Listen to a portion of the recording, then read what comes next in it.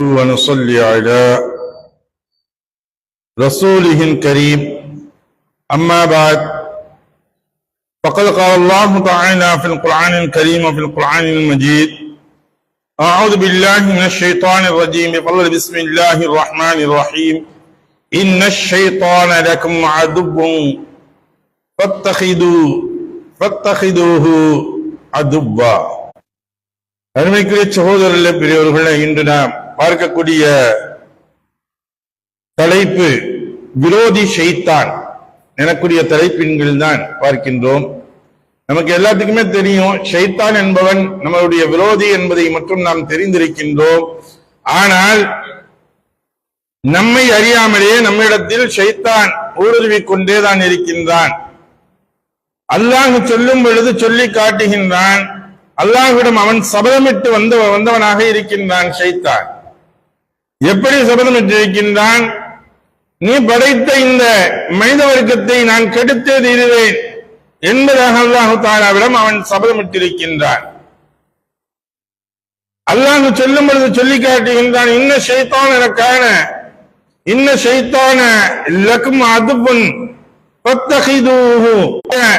ஆட்களை நரகவாசிகள் பட்டியலில் சேர்க்க வேண்டும் என்றே அழைப்பான் என்பதாக அல்லாஹ் சொல்கின்றான்.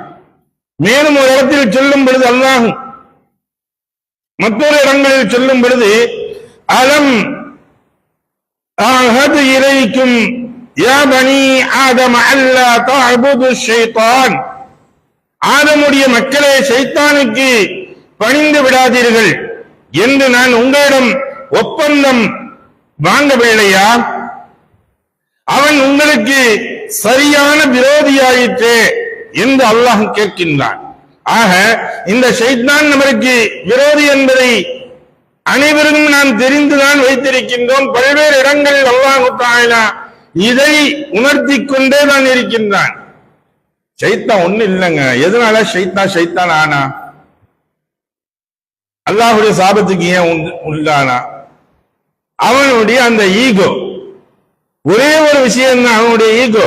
நான்கக்கூடிய ஒரு அகந்தை, அந்த திமிரு, இதன் காரணத்தினால்தான் அல்லாஹ்வுடைய சாபத்திற்கு ஆளானான். அல்லாஹ் ஆதம் அலைஹிஸ்ஸலாம் அவங்க படைச்சு வச்சுட்டு ஆதம் எல்லா பத்தியும் மலக்குகள் எல்லாத்தையும் சஜ்ஜா செய்யுங்கன்னு சொன்னா சஜ்ஜா செய்ய போனாங்க. எல்லா மலக்குகளும் சஜ்ஜா செஞ்சாங்க. இந்த மலக்குகளுக்கெல்லாம் ஆசிரியராக, உஸ்தாதாக, ஆசானாக இருந்தவன் யாரு? இந்த ஷைத்தான். இவன் என்ன செஞ்சான்? இவனையும் சேர்ந்து அல்லாஹ் சஜ்ஜா செய்ய மாதிரி சொன்ன மலக்குகளுக்கு. அப்ப அங்க சொன்னது ஷைத்தான் சொன்ன வார்த்தை என்னன்னு தெரியுமா? வாயில போய் ஷைத்தான் என்ன செஞ்சானா, மற்ற பின்துவார வழியாக வந்துட்டு காரி எச்சி உமிழ்ந்து சொன்னானா, இத மண்ணால படைச்சிருக்க, என்னை நெருப்பால் படைத்தாய், நான் ஜோதி விட்டு எரியக்கூடியவன், மேலே நான் எரிந்து கொண்டே நான் இருப்பேன். நெருப்பு எப்படி பிடிச்சாலும் சரி என்ன செய்யும்? மேல் பக்கமாகத்தான் எரிஞ்சதாக இருக்கும். இப்படி உள்ளது எரிஞ்சு என்ன படைச்சிருக்க, இந்த மண்ணுக்கு, இந்த களிமண்ணுக்கு போய் நான் சஜ்ஜா செய்யறதா? செய்ய முடியாது அப்படின்னு அல்லாஹ்கிட்ட இருந்து சபதமிட்டு நான் உயர்ந்தவன் அப்படிங்கிற ஒரு அந்த அகந்தையில், பெருமையில், தன்னுடைய வரட்டு பிடிவாதத்தின் காரணமாக அல்லாஹ்வுடைய சாபத்திற்கு ஆளானார். இப்லீஸ் அல்லாஹ் சொல்கின்றான். இந்த இப்லீஸை அல்லாஹ் தஆலா சபிச்சு விட்டான். சபிச்சு விட்டு அப்ப அல்லாஹ்ட்ட கேட்டு, நான் இந்த மக்களை இந்த மனித சமுதாயத்தை கெடுத்தே நான் தீருவேன் அப்படின்னு அவன் சபதம் எடுக்கும் பொழுதுதான் அல்லாஹ் தஆலா நம்மள்கிட்ட கேட்டா, இந்த ஷைத்தான் உங்களுக்கு எதிரிங்கிறது தெரியாதா? இவன் இவனுக்கு நீங்க என்ன செய்யக்கூடாது?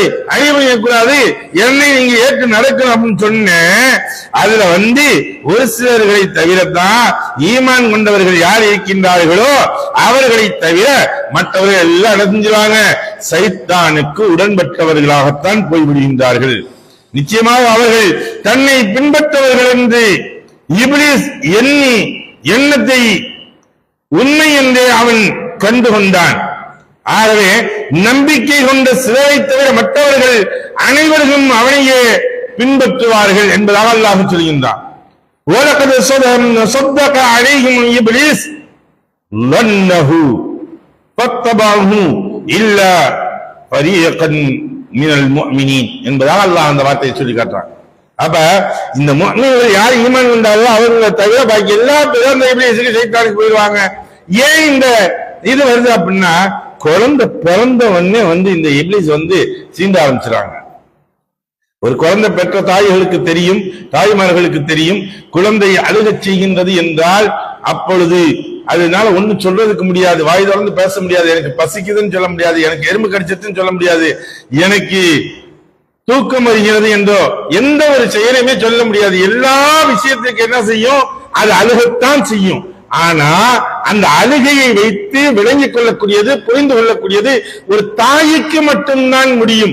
இந்த குழந்தை இப்பொழுது அழுகின்றது என்றால் இது பசிக்காக வேண்டி அழுகுது, இப்ப தூக்கத்திற்காக வேண்டி அழுகுது, ஏதோ பிள்ளை வீர்னு சொல்லி கத்தி அழுகுது, ஏதோ ஒண்ணு கடிச்சிருக்கு, ஏதோ ஒன்று தீண்டி இருக்கு அப்படின்னு சொல்லி இப்படி அந்த அழுகைக்குரிய சிம்பாலிக்கை வைத்து குழந்தை எதற்காக வேண்டி அழுதுன்னு தெரிஞ்சுக்கிறாங்க. ஆனா குழந்தை அப்பத்தான் தாயுடைய வயிற்றில் இருந்து வருகின்றது. வந்த குழந்தையை தூக்கி பிடிக்கின்றார்கள். பிடித்த நிமிஷத்தில் அந்த குழந்தை அழுகின்றது. தாயுடைய வயிற்றுல இருக்கிற நல்ல பசி எல்லாம் போய்க்கித்தான் வெளியே வரும், எந்த ஒண்ணுமே அப்ப இருக்காது. ஆனா பிறந்த உடனே அழுகுதே. ஏன் பிறந்த உடனே அழுகாத குழந்தைகள் 2 குழந்தைகள் இருக்கு. ஒண்ணு ரசூலுல்லாஹி ஸல்லல்லாஹு அலைஹி வஸல்லம் பிறந்த உடனே அழுகல. அதே சமயத்தில் ஈசா அலைஹிஸ்ஸலாத்து வஸ்ஸலாம் அவர்களும் பிறந்த பொழுது அழுகவே இல்லை. கையசைச்சாங்க, காலத்துல நான் அழுகல. ஆனா எல்லா குழந்தைகளும் மற்ற ஏழை எல்லா குழந்தைகளும் அழுகுது. ஏன்னு பார்க்கும்போது அல்லாஹ் சொல்லி காட்டா, இப்ப ஷைத்தா இங்க சீண்டுவான். குழந்தைய வந்தவொடனே என்ன செய்யறான், இந்த பூமிக்கு வந்தவொடனே அந்த குழந்தைய ஒரு சீண்டுதல் செய்கின்றான். அந்த சீண்டுதலின் காரணமாகத்தான் அந்த குழந்தை அழுகச் செய்கின்றது. அதனாலதான் குழந்தை வாங்கன்னு என்ன செய்யறோம், உடனே ஃபர்ஸ்ட் வாங்கன்னு குளிக்க வச்சுட்டு பாங்க சொல்லுங்க, காமத்தை சொல்லுங்க, அந்த குழந்தையுடைய காதுல பாங்க காமத்தை சொல்லுங்க. ஏன் அப்படின்னா ஷைத்தான் விரண்டு ஓடக்கூடிய சில செயல்கள் இருக்கிறது. இந்த செயல்களை கண்டால் ஷைத்தான் விரண்டு ஓடுவான்.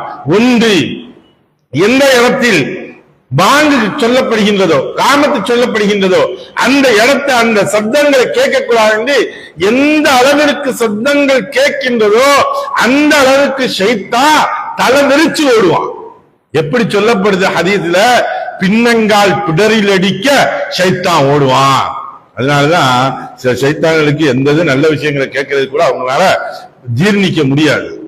இது ஷைத்தானுக்கு ஜீர்ணிக்க முடியாது நல்ல விஷயங்களை கேட்கிற.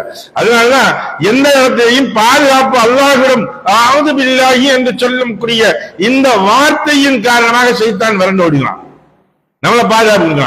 நம்ம இப்ப என்ன செய்யறோம், பாத்ரூமுக்கு போறோம், என்ன செய்யறோம், அந்த இடத்த போகும்பொழுது உள்ள போகும்போது அல்லாஹும்ம இன்னி அஊது பிக மினல் குபுஸி வல் கபாயிஸ், கெட்ட ஜின் ஷைத்தானுடைய தீங்குகள் இருந்து யா அல்லாஹ் உன்னிடம் பாதுகாவல் தெரிகின்றேன். நம்ம போகக்கூடிய சமயத்தில் செய்யறோம். ஒவ்வொரு சூழ்நிலைகளிலும் பாதுகாவல் என்று எந்த இடத்திலெல்லாம் ஷைத்தானுடைய தீண்டுதல் இருக்குமோ அந்த இடத்திலெல்லாம் அல்லாஹ்வுடைய பெயரை சொல்ல வேண்டும், இவரிடத்தில் பாதுகாவல் தேட வேண்டும். கொட்டாவிங்கிறது நம்ம சொல்றோம், அது கொட்டாவி இல்ல, கெட்ட ஆவி.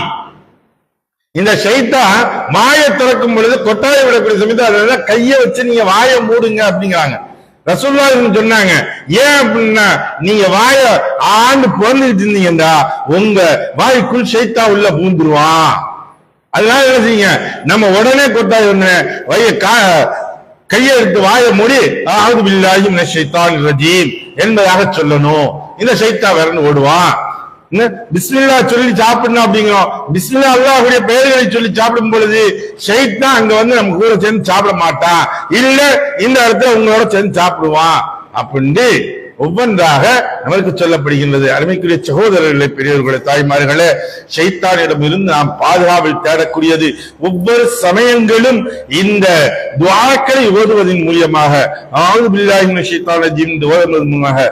ஒன்னு சொன்னாங்க ரசூலுல்லாஹ், நீங்க எந்த வீட்டுல சேவல் வளர்க்கிறாங்களோ சேவல் கூகுதோ அப்ப சேவல் கூவக்கூடிய சமயத்துல மலக்குகள் வருவாங்க அப்படின்னா என்ன அர்த்தம், சேவல் நம்ம வீட்டுல வளர்க்கிறது ஒரு சுன்னத்தான காரியம்.